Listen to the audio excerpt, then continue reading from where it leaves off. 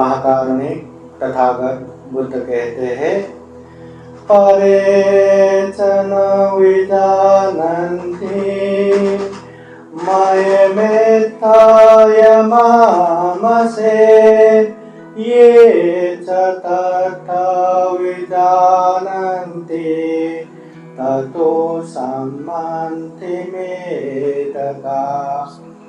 हम इंसानों को ये समझना चाहिए कि हम एक दिन अवश्य भावी मरने वाले हैं। जब हम ये समझेंगे कि हम अवश्य भावी मरने वाले हैं तो ढेर सारे पाप, ढेर सारे अकुशल से अलग हो सकते हैं। ये तथागत बुद्ध के उपदेश है। इसलिए जीवन में मरणानुस्मृति भावना, एक दिन हमें सब छोड़ना है, याद करते करते पुण्य धर्म करते करते आगे बढ़ना चाहिए। अभी धम्म देशना के लिए पूजनीय भिक्खु धम्मज्योति थेरोवंती जी को यहाँ आमंत्रण करते हैं। पूजनीय भिक्खु धम्मज्योति थेरो।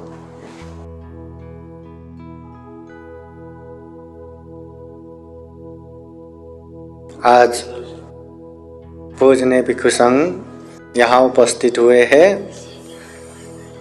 पूजनीय भिक्खु प्रज्ञाबोधि महाथेरोवंती जी, पूजनीय भिक्खु करुणानंद थेरो, पूजनीय भिक्खु ज्ञान रचित थेरो, पूजनीय भिक्खु धम्मज्योति थेरो, पूजनीय भिक्खु शांतिदूत थेरो, पूजनीय भिक्खु राहुल थेरो, पूजनीय भिक्खु बोधिरत्न, पूजनीय भिक्खु सागर बोधि, पूजनीय भिक्खु दीपंकर और पूजनीय भिक्खु संघ आज यहाँ उपस्थित हुए हैं।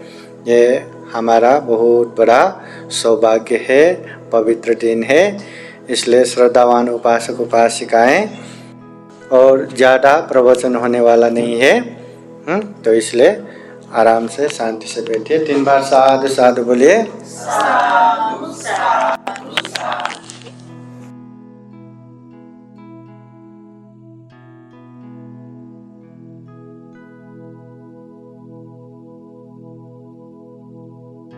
करुणासितलहृदयं पन्यापजोतविहतमोहतमं सनरामरलोकगरुं वन्दे सुगतं गतिविमुक्तं।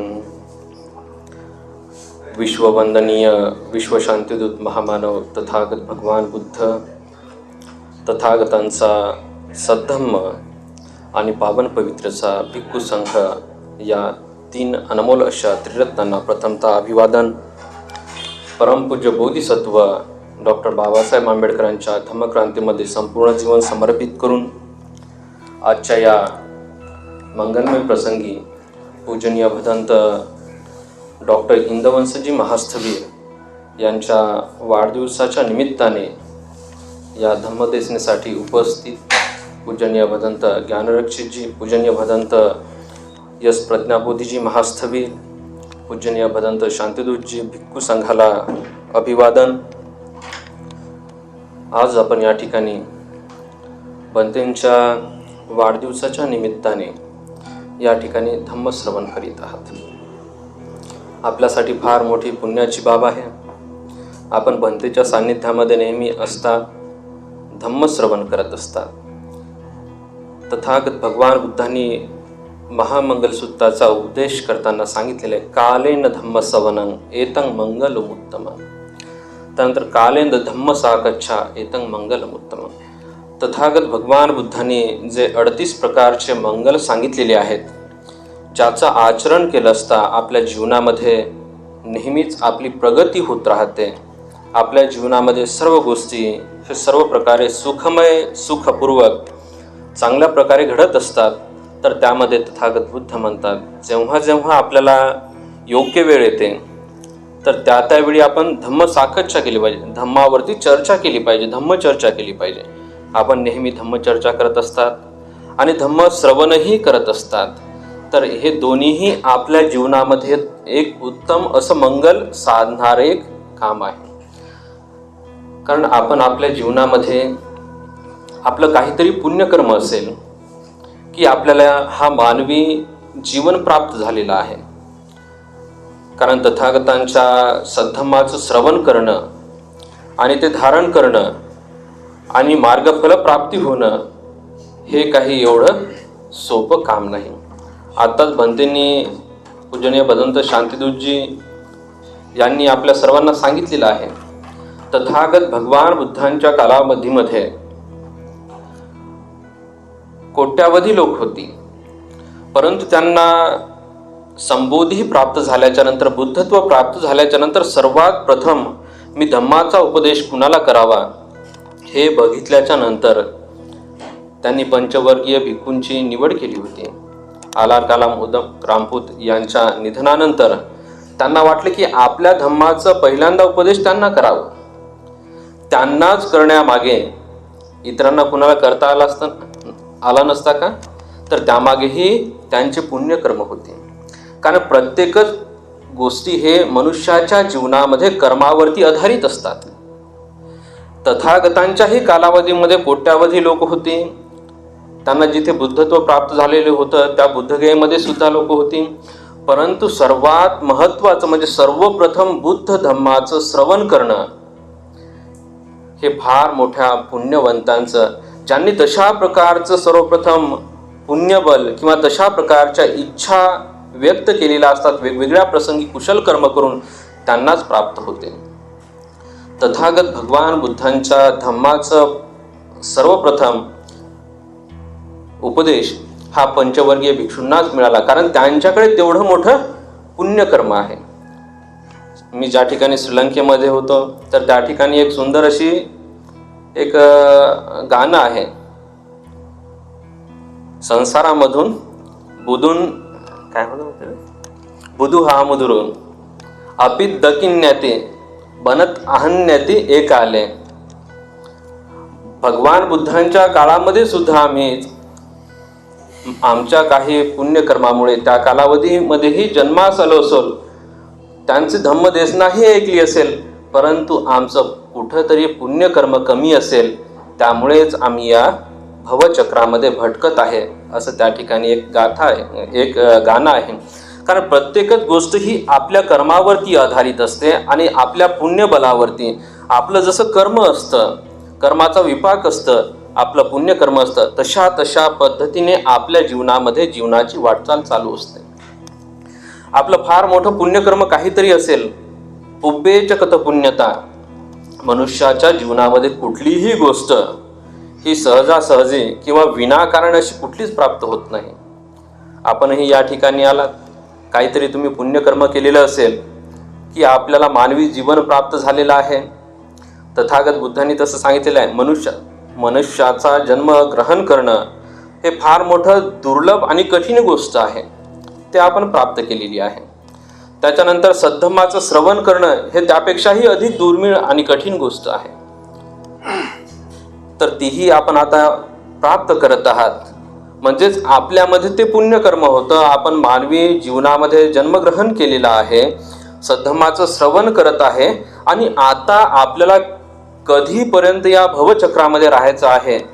आपलं पुण्यकर्म पूर्वजन्मी होतं, त्यामुळे आपण जन्मग्रहण केलेला आणि याच्या पुढे किती जन्मग्रहण करायचे किंवा आपण त्या दुःखमुक्तीच्या मार्गावरती मार्गक्रमण करायचं हे सध्या वर्तमान परिस्थितीमध्ये आपल्यावरती आहे.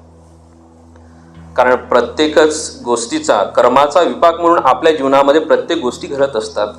काही कर्म गरुक कर्म असतात, काही दिठ्ठ धम्म वेदनीय कर्म असतात. आपण एखादी क्रिया करतो, लगेचच आपल्याला त्याचं फळ मिळतं, त्याला दिठ्ठ धम्म वेदनीय म्हणतात. काही गोष्ट असतात गरुक कर्म म्हणजे आपल्या जीवनामध्ये एखादी गोष्ट केल्याच्या नंतर ते कधीच त्याच जन्मामध्ये त्याचं फळ मिळेल असं नाही, जन्मजन्मांतरापर्यंत आपल्याला त्याचं फळ मिळू शकते. त्याच प्रकारचे काही आपले थीन वित्थारक कर्म असतात, म्हणजे एखादी घाण ज्याप्रमाणे आपण एखाद्या वारकाचा उखंडा बघत असतो, गावाकडे असतो, तर त्यामध्ये आपण जर काही उखरायला बसलो तर त्याच्यामध्ये काही सुंदर असं आपल्याला सापडेल का? हिरामोती कधीच नाही, त्याच्यामध्ये घाणच घाण असते. तर काही कर्म असेही असतात की त्यावरती आपल्याला आलेपण घालावं लागतं. म्हणजे प्रत्येक प्रकारचे कर्म आपण आपल्या जीवनामध्ये करत असतो, परंतु जे आपल्या आध्यात्मिक दृष्टीने आपल्या पुढच्या भविष्यासाठी, आपल्या समोरच्या गतीसाठी जे सहाय्यभूत ठरत असतात, अशाच प्रकारच्या कर्माला आपण आपल्या जीवनामध्ये आश्रय दिला पाहिजे. त्याच प्रकारची कर्म आपण आपल्या जीवनामध्ये करायला पाहिजे.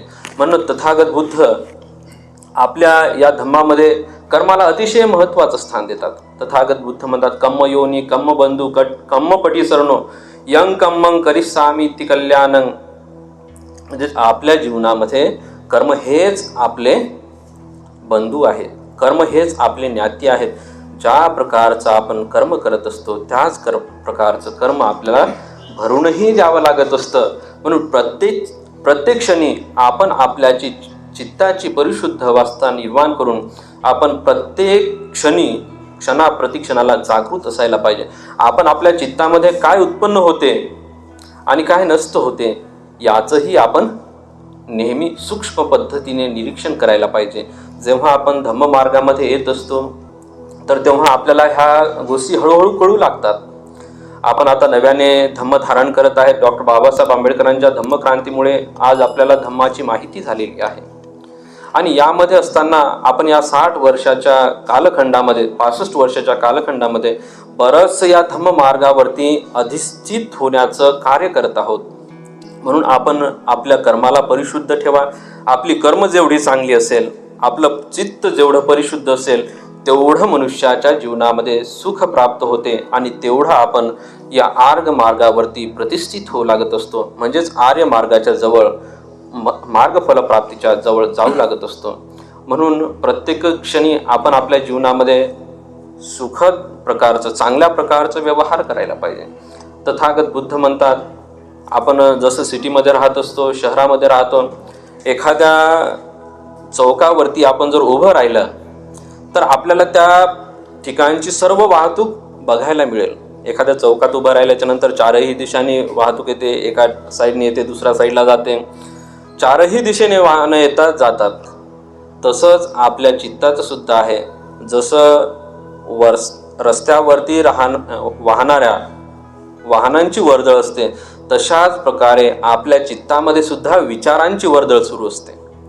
जोपर्यंत आपलं चित्त किंवा आपण क्षीण अवस्थेला जात नाही, आपण क्षीणाश्रव होत नाही, जोपर्यंत आपल्या चित्तामध्ये राग, द्वेष आणि मोह हे विकार पूर्णपणे दूर होत नाहीत आणि आपण मार्गफळाला प्राप्त होत नाही, तोपर्यंत आपल्या चित्तामध्ये क्षणाप्रतिक्षणाला वेगवेगळ्या प्रकारचे विकार उत्पन्न होत असतात, चित्त प्रवृत्ती निर्माण होत असतात.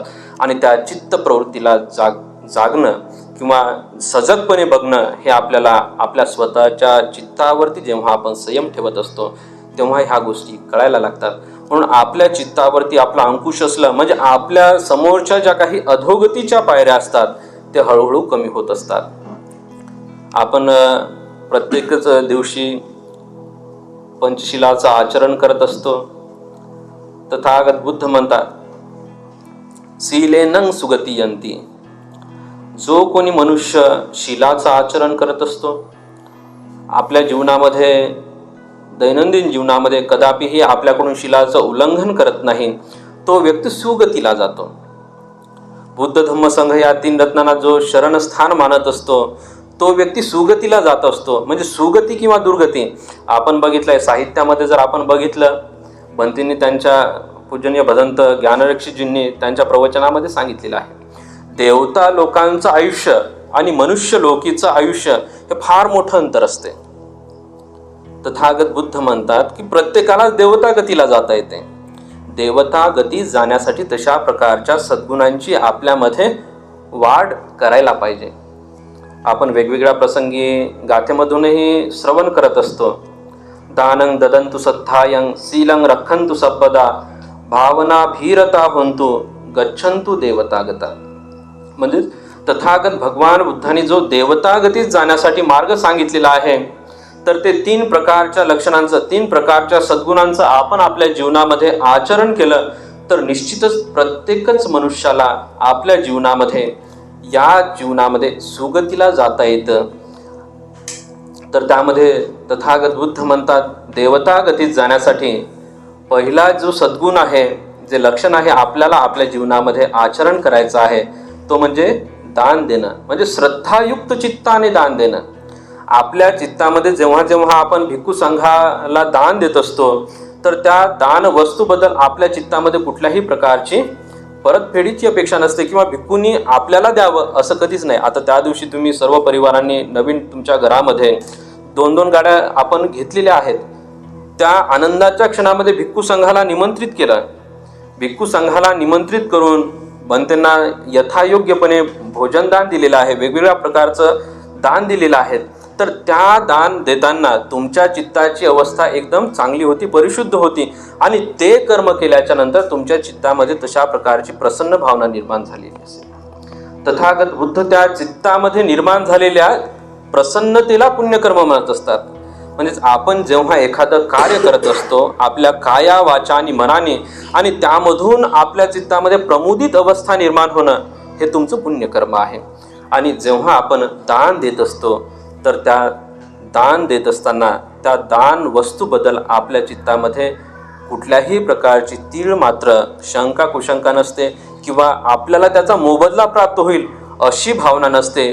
किंवा जेव्हा आपण अनुत्तरं पुण्यं खेतं, अनुत्तरशा पुण्यक्षेत्र आपण ज्याला म्हणतो, भिक्खू संघ म्हणतो, तर त्या भिक्खू संघाला दान देताना आपल्या चित्तामध्ये तशा प्रकारची भावना उत्पन्न होत असते की मी या अनुत्तर अशा भिक्खू संघाला दान देत आहे की संपूर्ण पृथ्वी तलावरच्या ज्या वस्तू आहेत, भोग वस्तू आहेत, वेगवेगळ्या प्रकारच्या वस्तू आहेत, त्या संपूर्ण वस्तूंचं जरी दान देऊन आपल्याला पुण्यकर्म जेवढं प्राप्त होत नाही तेवढं पुण्यकर्म आपल्याला या भिक्खू संघामध्ये अनुत्तर अशा पुण्यक्षेत्रामध्ये दान दिल्यामुळे प्राप्त होत असते. म्हणून तथागत बुद्ध म्हणतात की देवतागतीत जाण्यासाठी पहिला सद्गुण जो आहे तो आहे श्रद्धायुक्त चित्ताने दान देणे. त्याच्यानंतर शीलं रक्षन्तु सर्वदा, आपण आपल्या दैनंदिन जीवनामध्ये जे काही शीलाचं आचरण करत असतो त्या शीलाच्या आचरणाने सुद्धा आपलं काया वाचा आणि मनाचं कुशल कर्म होत असते. तो शील पालनाचा सद्गुण हा दुसरा आहे. आणि तिसरा सद्गुण देवतागतीत जाण्यासाठी तथागत बुद्ध म्हणतात भावनाभिरता होतो.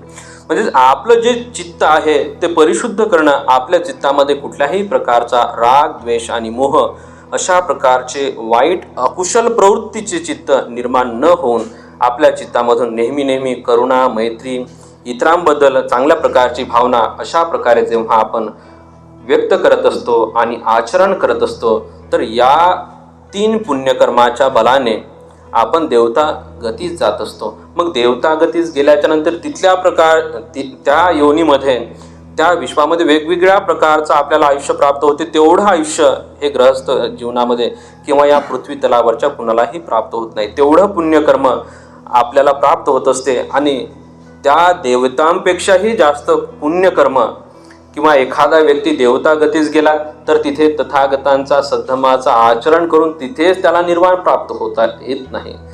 त्याही देवता व्यक्तींना परत या मानवी जीवनामध्येच जन्मग्रहण करावा लागतो, या संसारामध्येच यावं लागतं आणि इथे आल्याच्या नंतरच त्याला दुःखमुक्तीची अवस्था प्राप्त होते. म्हणजे कितीही भौतिक सुखाचा उपभोग घेतला तरी त्यामधून येऊन तुम्हाला मानवी जन्मग्रहण करूनच दुःखमुक्तीची अवस्था प्राप्त करता येते, अरहंत पदाची प्राप्ती करता येते. देवता गतीत सुद्धा गेल्याच्या नंतर हे जे काही परमनिब्बाणाचं सुख आहे ते आपल्याला प्राप्त करता येत नाही. म्हणून आपण सर्वजण फार मोठे पुण्यवान आहात.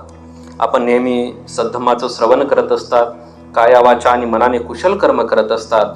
हेच कुशल कर्म आपल्या पुढच्याही जीवनामध्ये पुढच्या भवामध्ये जोपर्यंत आपल्याला या परमनिब्बाणाच्या अवस्थेपर्यंत आपण जात नाही, आपण सर्व प्रकारच्या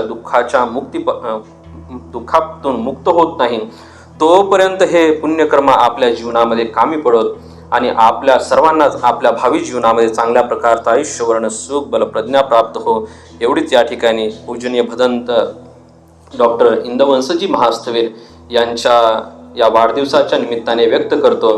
बंधूंना त्यांच्या भावी जीवनामध्ये सर्व प्रकारच्या सुखाची प्राप्ती हो, बंधूंची प्रज्ञा विकसित होऊन तथागत भगवान बुद्धांनी उपदेशलेल्या चतुरार्य सत्य व आर्य अष्टांगिक मार्गाचा अवबोध होऊन परमनिब्बाणाचा साक्षात्कार हो, अशाच प्रकारची बंधूंच्या प्रती मंगल मैत्री या ठिकाणी व्यक्त करतो. आणि आपल्या सर्वांना आपल्या जीवनामध्ये सर्व प्रकारच्या दुःखातून मुक्त होण्यासाठी तथागतांचं हेच बुद्ध वचन आपल्या जीवनामध्ये कामी पडेल, अशाच प्रकारची मंगल आणि उदात्त कामना या ठिकाणी व्यक्त करतो. भवतु सब्ब मंगलम, सर्वांचं मंगल हो. साधु साधु साधु साधु पूजनीय को हम ज्योति दे दो। औरंगाबाद शहर में बड़े बड़े इंटरनेशनल प्रोग्राम देते रहते हैं और बहुत बड़ा बुद्धिस्ट सेंटर भी खड़ा करने वाले हैं ये बंटी जी। साधु साधु साधु। बुद्धं नमामि, बुद्ध को नमन करता हूँ। धम्मं नमामि, धम्म को नमन करता हूँ। संघं नमामि, संघ को नमन करता हूँ।